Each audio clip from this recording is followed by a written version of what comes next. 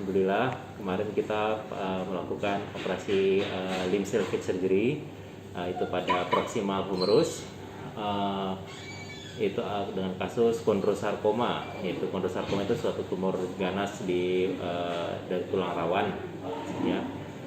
Dan ini dia berada di tulang lengan atas di bagian proximal bagian atasnya di sendi bahu.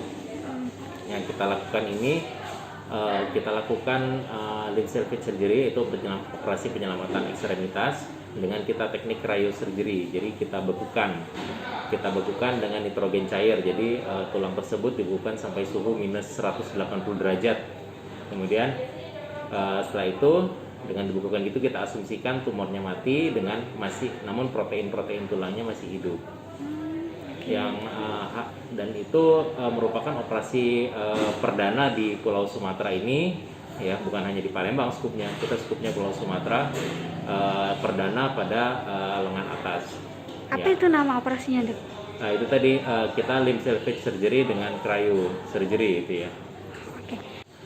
Tumornya kemudian kita bersihkan tulang yang tersisa itu dengan kita bersihkan dulu dari sel-sel tumornya.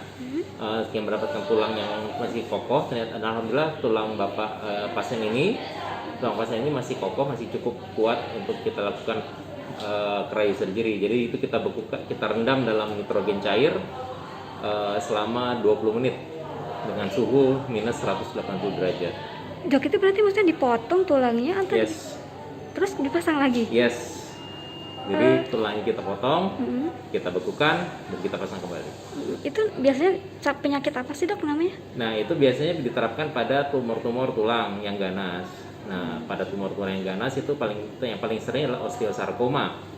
Osteosarkoma kan tumor tulang tersering, tumor ganas tulang tersering. Kemudian yang kedua, yang ini baru pertama kali juga kita terapkan di kondrosarkoma. Ya, jadi tumor tulang rawan ini, dan juga di ekstremitas atas, jadi di lengan atas. Selama ini kita lakukan cryosurgery ini di Palembang sendiri baru mulai bulan September tahun lalu. September tahun lalu baru saya merintis cryosurgery, dan ini di Palembang ini yang pertama di Pulau Sumatera. Jadi di kota-kota besar lain di Pulau Sumatera tuh nggak ada yang punya alatnya, baru di Palembang. Dan sejauh ini kita sudah melakukan sebanyak 7 kasus. 7 kasus khusus Ya. di Siloam atau Di Siloam baru 2 kali. Oh, di Siloam 2 kali. Di Siloam baru 2 kali. Satu di lengan atas, di daerah bahu. Ya. Oke. Dan alhamdulillah yang operasi berjalan lancar, tidak ada kendala. Biasanya itu, Dok, penyakitnya gara-gara apa sih gitu? Ya, yang namanya tumor itu penyebabnya banyak. Paling sering ada mutasi gen, jadi ada perubahan dari gen dari pasien tersebut sehingga dia riskan terkena tumornya.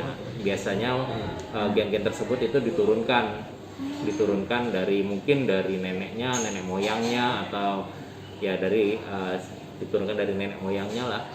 Dan itu sehingga dengan resiko pasien ini rata-rata pasien tumor tulang memiliki riwayat trauma, jadi riwayat terjatuh yang minimal. Nah, jadi di penelitian ini mengasumsikan bahwa terjatuh itu mengaktifkan gen tumornya. Oke. Berapa gitu? Oke, benar, pertanyaannya bagus ya, Mbak ya. Jadi yang kalau kanker tulang yang tergantung jenisnya. Kalau osteosarkoma yang saya sebut pertama, kanker ganas tulang tersering ya, paling sering karena 90% kanker tulang itu adalah osteosarkoma. Itu paling sering terjadi pada usia belasan tahun. Ya, jadi bayangkan kalau zaman dulu terapi kanker tulang ini adalah amputasi. Ya, alhamdulillah ilmu kan berkembang, teknik operasi berkembang, teknologi juga berkembang. Saat ini kita bisa melakukan operasi kanker tulang tanpa amputasi, ya. Tapi tergantung dari seberat apa dulu datangnya. Kemudian alhamdulillah juga sehingga kalau pasien memiliki kualitas hidup yang baik lah setelah kita operasi. Sedangkan kita menjabarkan teknik operasi.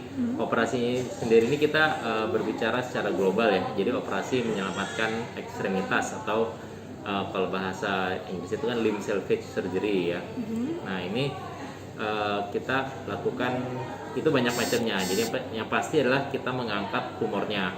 Jadi tumornya kita angkat sampai bebas tumor. Kemudian, nah untuk merekonstruksinya ini kan berarti kan tumor kita angkat ada space kosong kan, dari tulangnya itu kan kosong tuh.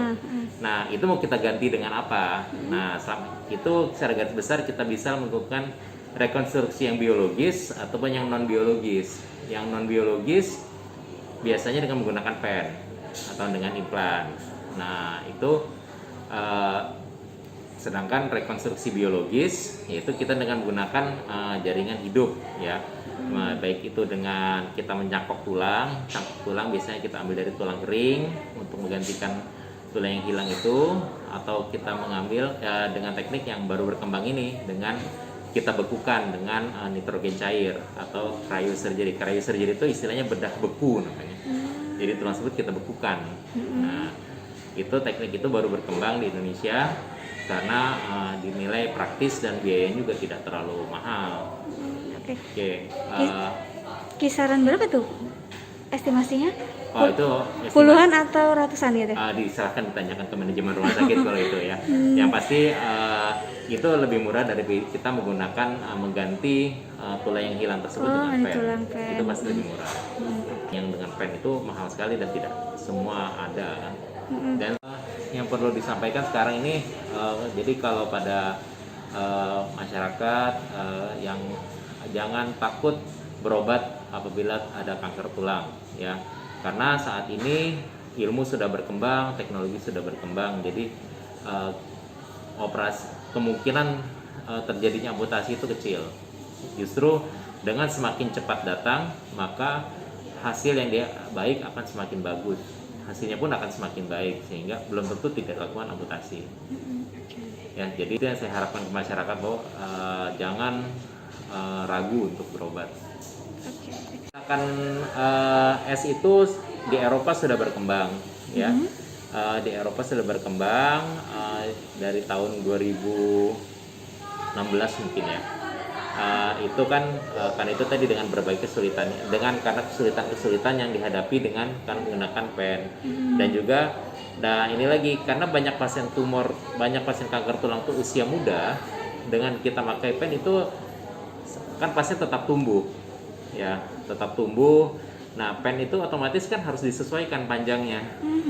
Nah itu juga kendalanya. Jadi makanya berkembanglah teknik rekonstruksi biologis. Pilihannya salah satunya dengan yang bedah beku ini.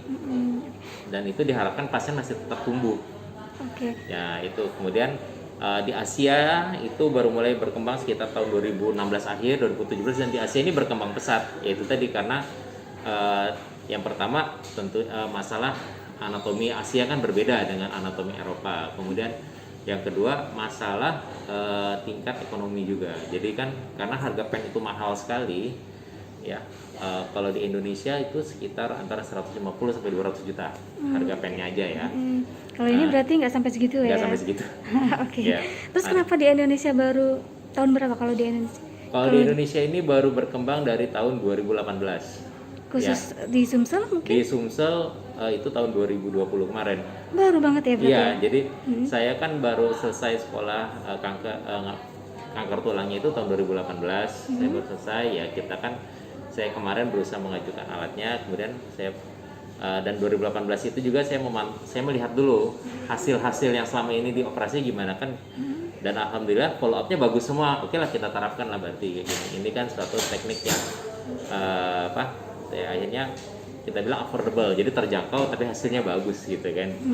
Gitu. Kalau di Sumsel sendiri cuman dokter atau ada dokter-dokter lain yang bisa seperti itu? Alhamdulillah di Sumatera ini hanya saya yang ngerjain. Jadi baru satu-satunya dok ya? Iya, bukan hanya Sumsel skupnya sih. Sumatera? Di Sumatera. Oke. Jadi ya saya merintis lah di sini. Kalau dokter-dokter lain mungkin kenapa nggak tertarik juga untuk seperti itu dok ya? Terpikir ya, atau gimana? Belum aja.